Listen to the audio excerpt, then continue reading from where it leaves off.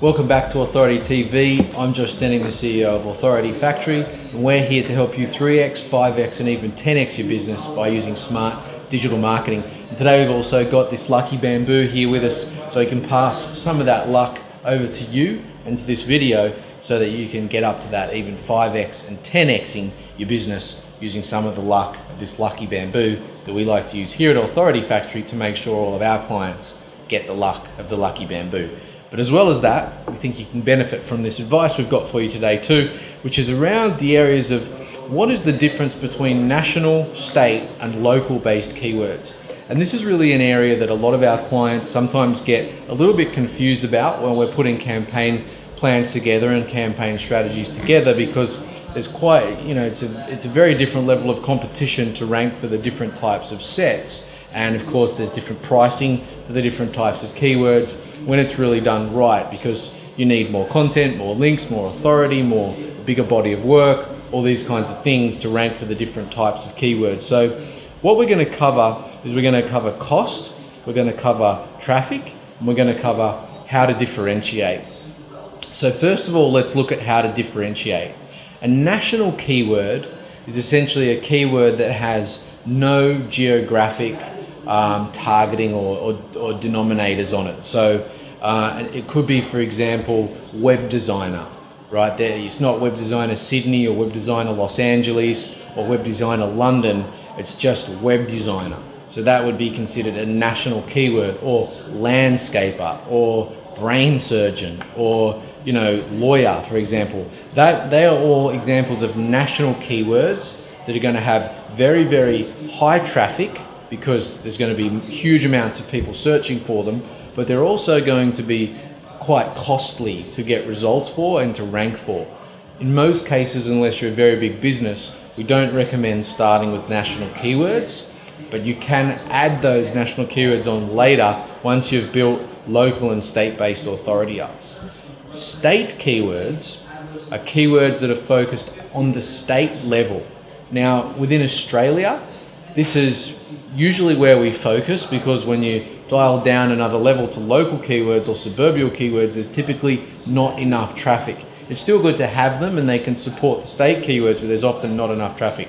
Whereas state keywords, where again we're looking at things like web designer Sydney, web designer Brisbane, web designer Melbourne, web designer California, web designer London or Birmingham or Leeds, for example. Same thing with the lawyer, photographer. We're adding on that geographic denominator that tells us the state that we want to rank for. Now, the traffic's going to be a little bit lower, or quite a bit lower than your national keywords, but it's still quite high. There's still going to be more than enough traffic to build a good amount of traffic flow and a good amount of inbound client inquiry or requests or leads or phone calls, which is of course what we're looking for. And the cost is going to be a bit lower again. So if we're looking at cost for a national keyword, for one keyword, we might be looking at $500, maybe even $1,000 a month to rank for that keyword, with the amount of content and links and authority that's going to be required. But it's also going to have to be packaged with some state keywords as well to really make it work.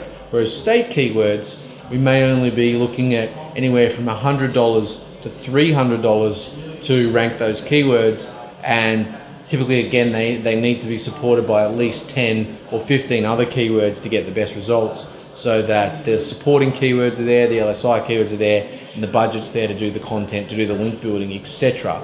Now, your local keywords, we're more looking at the UK and the USA markets to use these local keywords in most cases. It's just that in Australia, there's rarely enough search volume. For example, for I'll just say some suburbs, you may not know these, but for example in Sydney there are some suburbs. There's North Ryde, there's Eastwood, there's Potts Point in the city, there's Chinatown, all these areas. Some of them might have search volume for some types of businesses, but for most businesses they won't. Whereas in the UK or in the US, for New York for example, even focusing on certain boroughs, even focusing on certain streets, are going to have, or avenues, they're actually going to have traffic, and it's going to be viable.